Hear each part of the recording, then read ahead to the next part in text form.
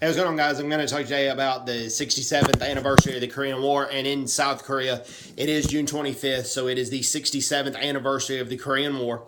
And I'm posting this video because the Korean War is largely known as the Forgotten War, but there is a slogan out there by people who are trying to raise awareness of the Korean War that says the Forgotten War no more. That's not my slogan, so I'm not taking credit for it because it's not mine. It's not something I thought of.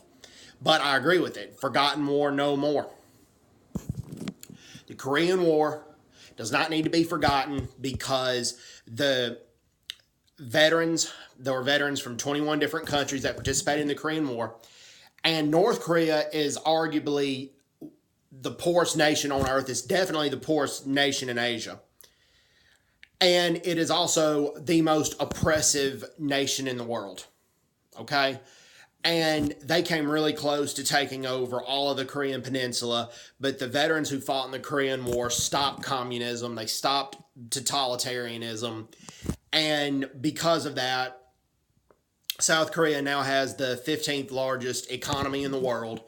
Companies like Samsung and LG were able to develop, and South Korea's poverty problem is a lot less than a lot of countries. Okay, they have the highest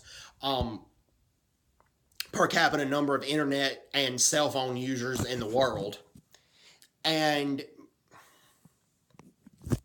South Korea didn't get hit by the global recession in 2008 like a lot of countries did. So that shows a lot about the Korean work ethic and South Korea's economy.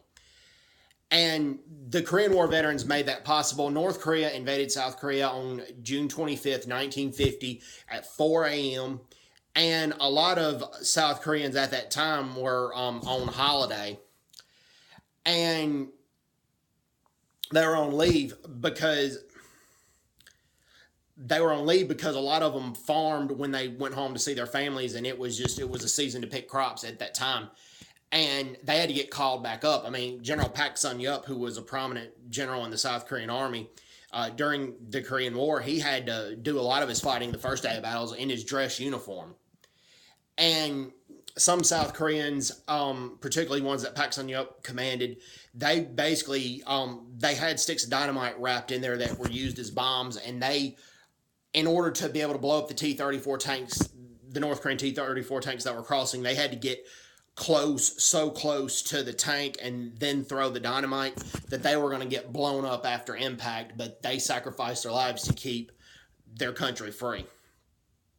That's how brave and selfless those soldiers were.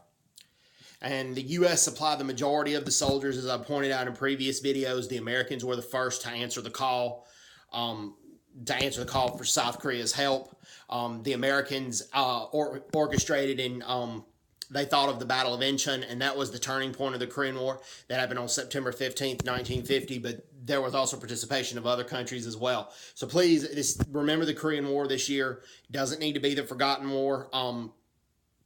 If anybody has a relative that has fought in the Korean War, please give them an extra thank you right now, because those guys went through a lot, and they didn't get booed or spit on when they got home, but they didn't get welcomed either.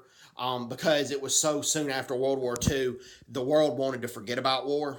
But these guys need to be remembered, and they need to be honored. They put up with the scorching heat in the summertime and then the freezing cold in the winter. The Chosin Reservoir, or the Jongjin Reservoir, frozen Chosin, that was one of the coldest times ever in the history of Korea, or in the history of the world, as cold as it was. But the U.S. Marines were able to hold off the Chinese invasion long enough to get a lot of the North Korean refugees evacuated. So, anyways, hope everybody's doing well. Take care. God bless them. Bye-bye.